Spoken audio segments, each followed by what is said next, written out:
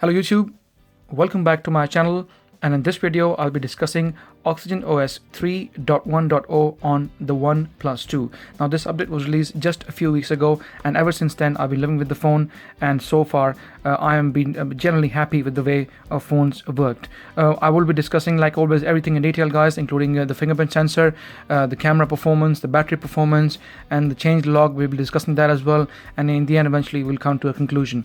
Just because the OnePlus 3 is here guys, it doesn't mean that I've forgotten the OnePlus 2. It's a question which has been asked quite a few times on my channel, that Jay, have you forgotten about the OnePlus 2? Well, I can tell you guys now that I'm talking to you live on the camera, I haven't forgotten about the OnePlus 2. Don't worry about it.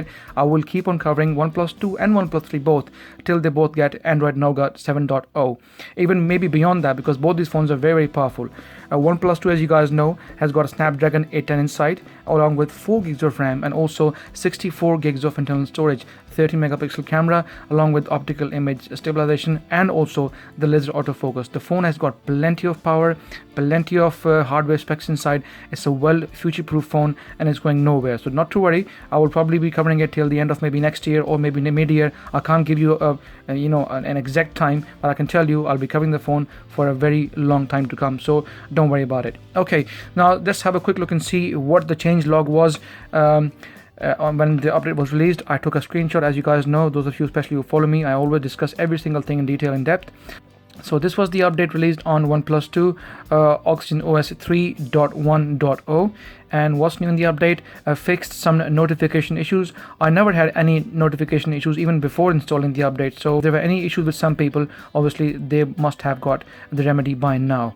Okay, improved Doze performance. Now this is one area which I've seen in the past. OnePlus 2 had some issues. Sometime despite you leaving the phone on its own, it will still be sending notifications, and things were at times coming through. You lift the phone up and it would just go active straight away. But this time around, I can tell you, I have actually tested it myself, and Doze is working much better as compared to the last time when it was without this update. Also added media sound toggle for alert, and also addressed alert silent mode issues. Now I have known this to be a problem with many people who ask me that sometimes they put the phone on silent mode and still they can hear the ringtones and notification tones. To me personally, from day one, ever since I had the phone, I never had such an issue, and even till this day, even before the update and after the update, no such issues. So if you have any issues, it's always good to have an update, and I'm sure it can solve your problem if you're facing that particular issue.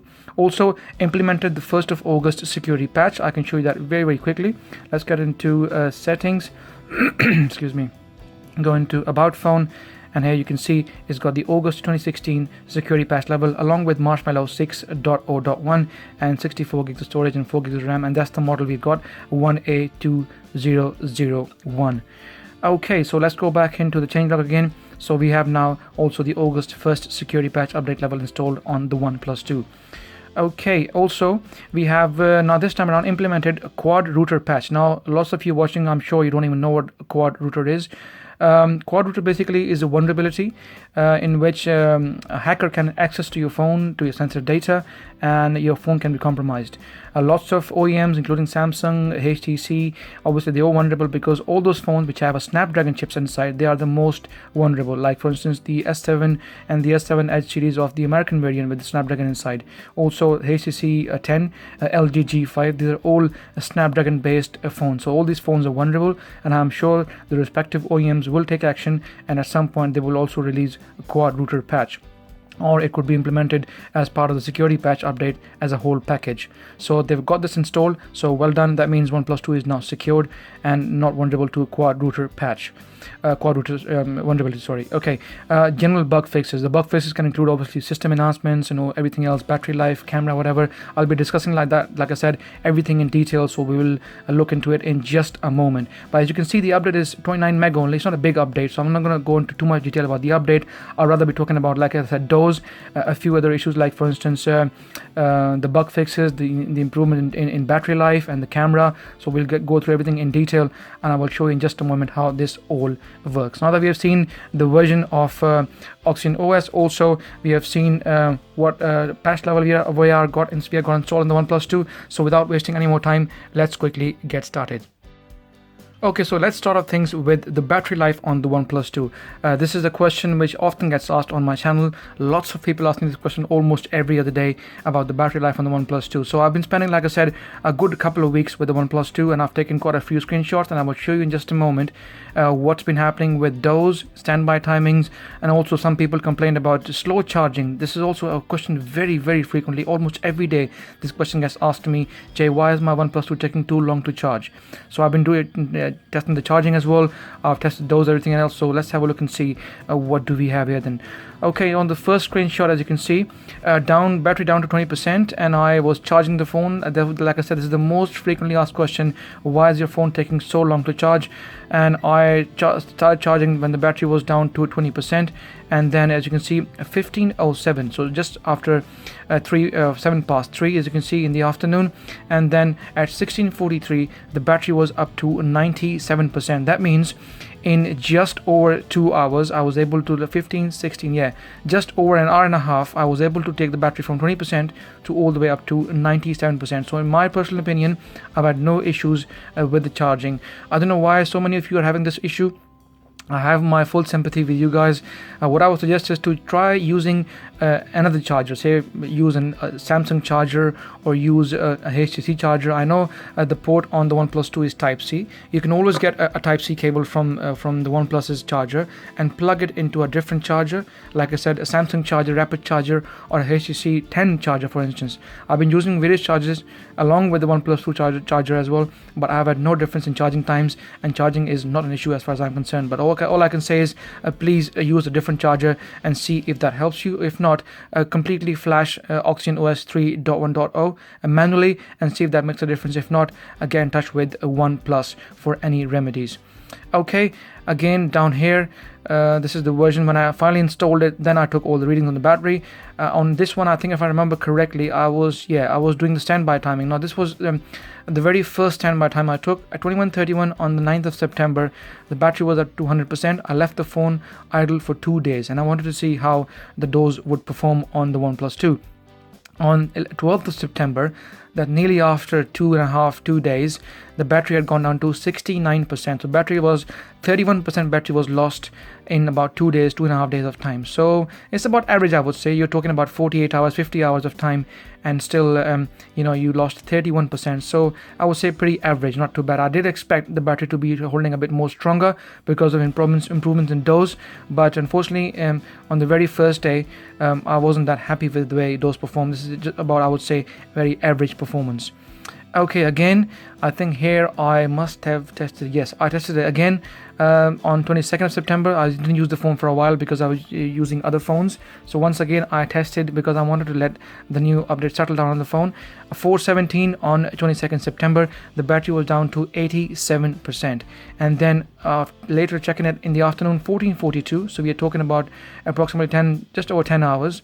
You can see it only went down to 83%, so it only lost 4% in about 10 hours. So this was much better as compared to what it was before in the previous screenshot. So what I've seen is that as the time goes on, once you install your update, it takes at times a while to settle down. So give it a few days, and then hopefully Doze will start working properly. Okay, now further down again, down to 50%, I was testing the phone on Wi-Fi, and eventually after a heavy day of use, I was able to achieve 2 hours and 26 minutes of screen on time, and that was when the battery was down to 50% on Wi-Fi. So on Wi-Fi, performance seems to be decent enough, not too bad.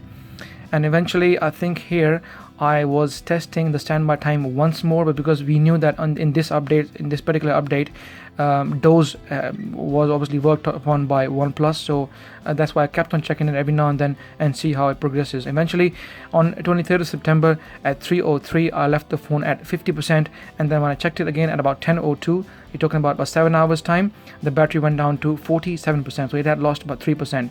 So from this here, you can see, you can have a rough guess. At times it's draining too much, at times it's draining not at all, and sometimes it's a very decent performance. So it's a bit of a mixed bag, I would say, when it comes to standby battery time. Also, it depends what the phone is up to. If you got loads of apps installed, obviously it will take more time for those to kick in. Okay, then kept on carrying further down on the same Wi-Fi, listening to music, Bluetooth, and all bits and bobs, social media, emails, and everything else. And eventually, I was able to achieve, after a full cycle, I was able to achieve 4 hours and 48 minutes of screen on time, as you can see. Now this is not as good as it used to be back on the older versions, well before. I'm talking about like 4-5 months ago. So the screen on time has definitely been affected. I remember I used to get 5.5 to 6 hours on this phone a few months ago, but I think the battery is simply not as good as it used to be. However, still 4 hours and 48 minutes is way better than lots of flagship phones I know out there, including the LG G5 and also the HTC 10 and all the top end phones. But because the screen is 1080p and the battery is massive, so you're always bound to get close to 5 hours of screen on time. So still very, very nice, not too bad, but not the top end like it used to be back in the days. Okay, again, I think here I tested the Doze mode once more at 23:57, battery down to 61%, and in the morning 11 o'clock it was down to 53%. So it had lost about 8% in about, I would say, 10-11 hours. Once again, average, not too bad. You're losing approximately 1% every hour and a half. So again, I would say decent enough, but I did expect slightly better timings. Once again, tested it down to 47%. Similarly, using everything else on the phone, all the apps, social media. Once again, over 2.5 hours of screen on time after battery went down to 47%. And then eventually, in the end, I was able to achieve 4 hours and 56 minutes of screen on time. Pretty much the same which we had before. So getting a bit more close to 5 hours of screen on time. Mind you, during all these screenshots, my brightness was around 60%. That's where I normally keep my brightness. But at times, and when I was deep in the night, I was also putting the brightness all the way down to 20% as well, because the screen is really bright. And at night time, when you've got no light in your room, it can really get dark. So if you keep the brightness below 50%, the chances are you probably get more screen on time. Again, here I tested it on LTE, as you can see in the top right corner there, down to 50%, and I was able to achieve 2 hours and 15 minutes of screen on time. And eventually in the end, ending the day with 4G LTE, I was able to achieve, as you can see here, this graph clearly shows you there was hardly any Wi-Fi used. I was mostly on 4G LTE pretty much all day, and I was able to achieve 3 hours and 49 minutes of screen on time, which is very close to almost nearly 4 hours of screen on time. Still, like I said, decent figures, a lot better than many flagships out there, but not the top performance that it was a few months ago on the older versions of OxygenOS. Again, 81%, 142. I checked at 12 o'clock again. Battery went down to 68% from 81%. That was a big drop. I don't know what the reason was. However, like I said, the standby mode has been a bit of a mixed bag. Okay, again, down to 48%. And the screenshot, WhatsApp and all that kind of stuff, music listening, 1 hour and 55 minutes. I think here I was probably using LTE and Wi-Fi, both mixed usage as well. So here, that's why the screen on time is slightly less than as compared to what it was on Wi-Fi in the previous screenshots. And eventually, I was able to achieve, once again, 4 hours and 11 minutes of screen on time, and that you can see is with a bit of Wi-Fi and also LTE at the same time as well. So a bit of mixed use will probably yield you around just over 4 hours of screen on time. Still, like I said, decent time, but not the best like it used to be. Again, now charging, I tested as well once more at 23:21. You can see a 3% charging, and then when I checked it again at 100%, 136. So just over 2 hours, I was able to charge the phone from 3% to 100%. So once again, no problem as far as I'm concerned with the battery charging. It's a question which gets asked very, very frequently, guys. So as far as I'm concerned, nothing here from what I can see so far. If you've got any issues, I probably would say, guys, please do have a look, flash it, or get in touch with OnePlus and see if it helps you. Okay, here I was using Google Plus, and this error keeps on coming up. No preview available, but you can share a comment instead. I don't know why this was annoying me again and again, but this thing is kept on coming up every few minutes. So I thought I'll take a screenshot and I'll show you guys anyway. Those of you who use Google Plus. Okay, once again down to 5%, and I was eventually able to achieve 4 hours and 2 minutes. And as you can see here, again 4G LTE along with Wi-Fi. So mixed usage will get you around 4 hours of screen on time. So as you can see, guys, you have a bit of idea now. With 4G LTE, you're looking at around 3.5 to 4 hours, and with obviously Wi-Fi only, you're looking at upwards of 4.5 hours of screen on time. So decent enough performance, but not as good as big the battery on the phone is, and not as good as it used to be back in the days. So charging issues, guys, like I said, flash your OxygenOS manually if you can, or get in touch with OnePlus and see if you can find a solution. But I personally have got no issues with charging. It's charging as normal, just over 2 hours. It can go up to 100%. And when it comes to Doze mode, it's a bit of a mixed bag and not really the best as far as I'm concerned. Okay, now let's talk about the camera. The OnePlus 2 has a 13 megapixel camera, like I said earlier in the video, has optical image stabilization along with laser autofocus. Obviously all the specs and everything aside on the sheet, let's have a quick look and see how it performs. Let's take some photos and see how it goes. I've got this my Head and Shoulders shampoo, so I will just keep it a bit further away. Also got my car keys and the Android there as well. So let's take a few photos and see how the camera performs. There we go. So let's take a portrait photo first. There you go. The shutter speed is pretty quick. I remember back in the days it used to be very slow, but a few months ago they had an update and that really improved the shutter speed. So as you can see, it's really quick, and when it comes to focusing as well, it focuses pretty fast for a phone which is almost a year old now, over a year old in fact. It's not doing too bad. Let's also take a photo in landscape and see how quickly it focuses. There we go. Boom. And take a photo of the Android, there we go. And let's also take a photo of my keychain, my keyring, along with my car keys. There we go. Let's get closer. Boom. It takes about a second or two to take pictures, guys, but eventually it focuses and is pretty quick. I'm quite impressed with the shutter speed. It's very nice, not too bad, and I think it's producing a very decent result. So let's have a look at the pictures now that we've taken. Okay, so as you can see here, this one has gone a little bit blurry, but still very nice, very clear, not that bad. Here you can see again, it's retaining the colors, the contrast, everything seems to be decent for a 13 megapixel camera and a phone which is over a year old. I think it's done a pretty decent job, not too bad. You can see here the trust4.co.uk, everything else is pretty clear, so not too bad. Even the keychain and the key fob is coming out very clear. You can see even the dots on the key fob as well, so you can see unlock, lock, and also the boot as well, not too bad. So decent performance. Even the Android, you can see very nice, not too bad. So for a phone, like I said, it's got a 13 megapixel camera only, and a phone over a year old. I think with all their post-processing algorithms, they have done a good job, and it's still a very good camera for your social media like Twitter or Instagram or Facebook. And this is right now difficult low lighting conditions. If you go out and about in the daytime, I'm sure it will take even better photos. I think I took some photos before as well. Let's have a look and see if I can show you some more photos. There we go. I took a selfie earlier when I woke up. Sorry, my face looks a bit all over the place, but the selfie quality is decent as well. It's only a 5 megapixel camera, but the beauty mode obviously helps, so not too bad. Here again, I took a picture of the HTC 10 during daytime. As you can see, zooming in all the way with the back camera, 30 megapixels. You can see the details on my thumb and also on the phone as well, so not too bad. A decent enough performance. So the camera, as far as I'm concerned, is nice. It's not too bad at all. And that's my car standing outside. I took a far picture, zoomed it a bit, and I think it looks decent enough, not too bad. So for a camera with, like I said, which is almost over a year old, and it's got an old sensor with 13 megapixel camera, I think it's still a very good performer, not too bad. Even the front facing camera, let's have a quick look as well and see how it comes out. There we go. As you can see me, I'm recording with the Galaxy S7 Edge, and it's doing pretty well. A bit cloudy, but I think a decent enough job, not too bad. Okay, so the camera, as far as I'm concerned, is not too bad. It's doing a decent enough job. And for those of you out there who were worried about upgrading to OnePlus 3 for the camera, because the camera on the OnePlus 3 is very good and extremely flexible. It performs well in low light as well, and also in daytime as well. And the selfie camera on the OnePlus 3 8 megapixel is very strong, a lot stronger than what you have on the OnePlus 2. But those of you who have the OnePlus 2 and you're using it currently with this latest update, not to worry. Like I said, I've shown you the camera is good enough, so nothing there to worry about.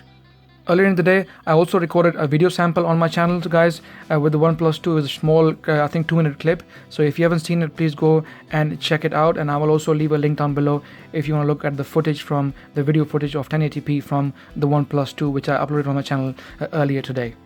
Now, one of the most aspect of any phone which has lived for over a year, obviously, is performance. As we all know, OnePlus 2 has a Snapdragon 810 along with 4 gigs of RAM. So how's the performance so far? Something which I often also get asked on my channel. Now the phone, as you guys know, has got 4 gigs of RAM, and after all these updates in the last year, I think the performance has been top notch. At times, I think if I remember correctly, about 3-4 months ago, with one of the updates where the performance was a bit topsy-turvy, it had lots of lag and issues with the update, and I think it was, if I remember correctly, I think that was before the Marshmallow update. After the Marshmallow update, things really started to begin to improve on the OnePlus 2. It was more speedy, more responsive. Even the touch response had been improved as well, along with the fingerprint sensor. So far I can tell you the performance is top notch because it's got Snapdragon 810 inside and 4 gigs of RAM, so performance has never been an issue from what I can see so far. As far as RAM management is concerned, let's have a look at the RAM management. So let's get into the memory bit here and see how it's performing. I've been using the phone non-stop for the past 2 weeks, guys. It's been my main daily driver. So let's have a look and see. As you can see here, we have a free memory of 0.92 gig, almost 1 gig of free memory.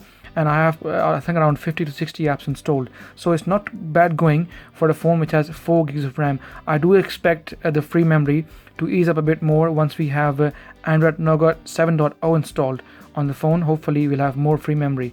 It's like, for instance, in the HTC 10 handsets you have more free RAM memory as compared to, say, a Galaxy device. So this is between the Galaxy and the HTC 10, but as far as I'm concerned, it hasn't affected the performance. Still, 1 gig is plenty of free RAM memory. Like I said, as compared to the Galaxy devices, it's a lot better still, and good decent RAM management. But day-to-day performance, I've done everything with this phone, like multitasking, taking photos, browsing the internet. So in general, I've been pretty happy with the phone, and it is now performing like a Snapdragon 810 phone. Everything from taking photos and everything else is super fast, and no issues there whatsoever. That's the burst mode, as you can see, nice as well. Shutter speed pretty quick as well. I've shown you the camera section already. So whatever you do with it, the camera is a top performer, and the phone is a top performer, and no issues whatsoever with the Snapdragon 810 along with 4 gigs of RAM. You do not expect problems anyway with a phone which is so powerful.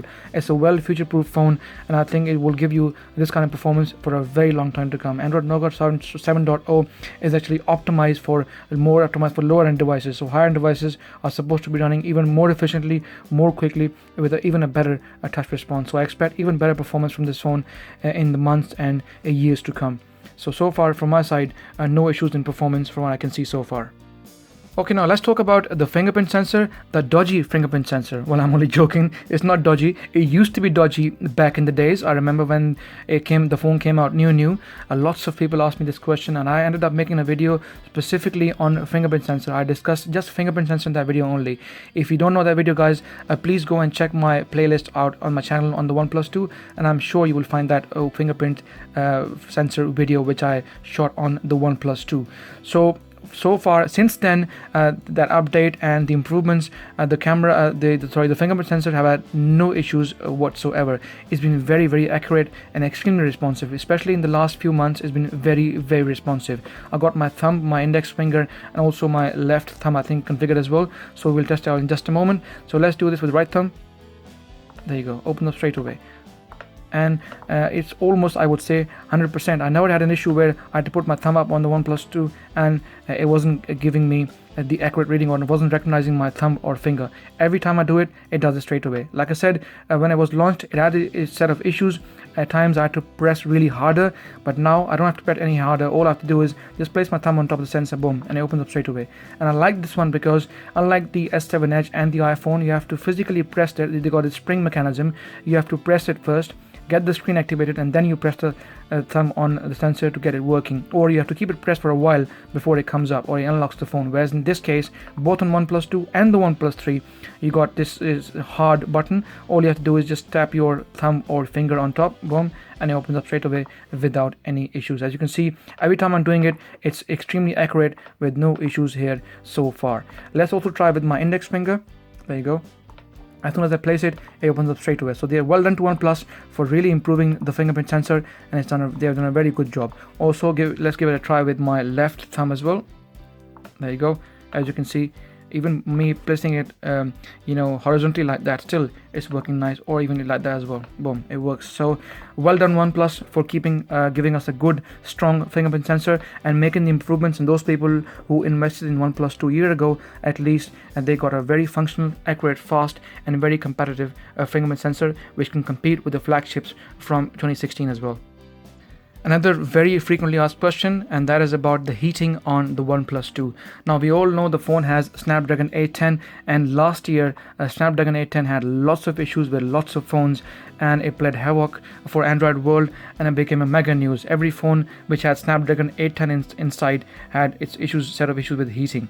Now in my experience, luckily, ever since I had the phone, I never had no issues with heating. I know the phone has got Snapdragon 810 inside. I also know the phone has got 4 gigs of RAM and a powerful 1080p screen. But guys, to be honest, I've done videos before in the past. I have also done a gaming video on the OnePlus 2 where I showed you that the heating wasn't as bad as people were saying. In some units, yes, I know there were some issues. Some people even ended up returning their OnePluses to OnePlus as well. But as far as I'm concerned, I think the majority of us is fine. Maybe the odd person here and there will probably have heating issues. If you do have heating issues, I would say contact OnePlus, and I'm sure they will either get it replaced or fix it for you. But as far as I'm concerned, I've been gaming on it. I've been using the camera, everything else. It does get a bit warm though, like every other phone, but it doesn't get terribly hot. What I'll also do is, guys, I'll see if I can find time. I'm not promising it, but I might do another updated revisit gaming video on this phone now, because it's got the newer version of OxygenOS installed, and see if that heats up, and I'll do a video. Probably be a quick and short one. I won't take too long on it, but just to give you guys evidence to see if the phone is heating up. So as far as I'm concerned, guys, no problems here whatsoever when it comes to heating, and my phone and my unit has been absolutely fine and cool with no issues. Okay, now finally, I'm going to conclude this now, guys, and we're going to quickly compare it with the OnePlus 3. As you guys know, I also have a OnePlus 3 on me as well. So both the phones, OnePlus 2 and OnePlus 3, are very powerful phones. The OnePlus 2 has obviously got a Snapdragon 810 along with 4 gigs of RAM, and the OnePlus 3 has a Snapdragon 820 along with 6 gigs of RAM. Now, it won't be an in-depth detailed comparison. It'll be part of the conclusion as to should you upgrade to OnePlus 3, yes or no. Now, those of you who have invested in the OnePlus 2, and at the time when it was out, it was a very expensive phone, and majority of us obviously cannot afford to buy phones out there all the time. If you have a OnePlus 2, if you're not suffering with any camera issues, or you're not suffering with any heating issues or any battery issues, and you're happy with the performance overall, I would say stick to OnePlus 2. Eventually, it will also get Android Nougat 7.0 along with the OnePlus 3. So 4 gigs of RAM, Snapdragon 810 is plenty of power. Even if OnePlus stops supporting the OnePlus 2, eventually you have the whole Android community out there. You have plenty of custom ROMs, you have the routing world, you have the XDA developers backing all the devices up as well. So there are plenty of ROMs and plenty of ways to get your phone up and running for a long time to come. 4 gigs of RAM, Snapdragon 810, I think if you have invested, and if you cannot afford to buy the OnePlus 3, I would say stick with the OnePlus 2.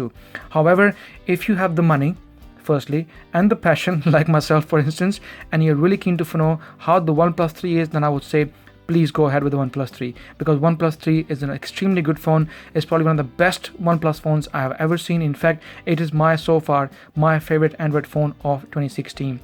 Not to undermine or say the OnePlus 2 is not good. Like I said, OnePlus 2 is a very, very good phone. It's a good long-term investment. But if you have the money, if you have the passion, if you have the will, then I would say go for the OnePlus 3. It's an absolutely one hell of a phone. It's quicker than my S7 Edge. It's quicker than my HTC 10. It's quicker than any phone I have ever used. The battery life is pretty much on par with the OnePlus 2, not much different, but as far as the performance is concerned, there is a considerable amount of difference. Also, when it comes to camera on the OnePlus 3 is absolutely stunning. They have made some loads of differences in the phone. The 16 megapixel sensor in the back takes some stunning photos. Also, the 8 megapixel front-facing camera is one of my favorite selfie cameras of the year. So, like I said, if you can afford to buy a OnePlus 3, it's a bit lighter as well as compared to the OnePlus 2. By all means, please go for the OnePlus 3. Also, one thing I love about the OnePlus 3 is the dash charging. I mean, all I have to do is go to the toilet, take a shower, do a shave, come back, and dash charging will charge my phone up to 100% in no time. Or go down for a breakfast, go out with a friend, come back, in half an hour's time or 45 minutes time, my phone is fully charged. This is one thing which is missing on the OnePlus 2. We all missed it from last year. I remember that very well. Lots of people complained about it. Unfortunately, on the OnePlus 2, it takes its time. It takes over 2 hours to get the battery to 100%. Whereas on the OnePlus 3, it's a doddle. It's really quick. The fastest, quickest charging, dash charging I have ever seen on any smartphone. So if charging is bothering you, yes, by all means, go for it. Also, the OnePlus 3 has NFC as compared to the OnePlus 2, and OnePlus 2 has got no NFC. And last year, lots of people complained about it. As you know, Samsung Pay, Android Pay, they're all getting very common these days. That people are paying with their phones. If that's something, if you live in Europe or UK and America, where NFC is more used, Android Pay and Samsung Pay are more common. It's still a new technology for us as well, but slowly people are now adapting it. If you want NFC and all these future payment methods, then by all means, like I said, go for the OnePlus 3. But in short, OnePlus 2 is a good investment for an average user, for your WhatsApp, for your Facebook, for your phone calls, for your battery life, for your camera, for your social needs. I think it's still a very good package. Plenty of internal storage, and it also supports a USB OTG as well, just like the OnePlus 3. So from my side, still a good phone, recommended. Keep it if you can. If you cannot afford to buy OnePlus 3, but if you can afford to buy OnePlus 3, by all means upgrade, and you will be absolutely delighted how much OnePlus have improved on the OnePlus 3. Guys, if you like my video, please give it a thumbs up. Any questions, like always, please feel free to ask me in the comment section. And like always, please subscribe, as it really helps. And I shall see you in the next video.